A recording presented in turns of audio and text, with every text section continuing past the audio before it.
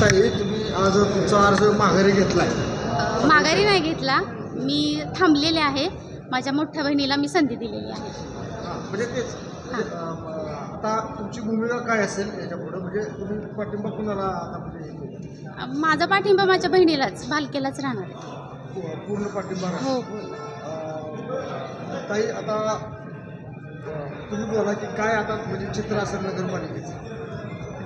ज्याप्रमाणे माझ्या ताईंनी मला जी संधी दिलेली आहे त्या संधीचं मी सोनं करणार आहे आणि येणाऱ्या काळात पंढरपूरच्या विकासाच्या दृष्टिकोनातून आम्ही दोघी मिळून काम करणार आहोत. अध्यक्ष, आता तुम्ही पूर्वीचे नगरपालिकेचे अध्यक्ष 7 वर्ष तुम्ही अध्यक्षपद उपभोगले आणि आता तीर्थक्षेत्र विकास आघाडी करून आघाडीमधून तुम्ही आता ही निवडणूक परत एकदा लढवता.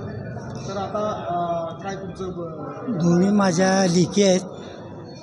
थोरल्या बहिणी धाकट्या बहिणीला प्रमोशन दिलं आहे म्हटलं तरी काय हरकत होणार नाही किंवा चान्स दिला आहे.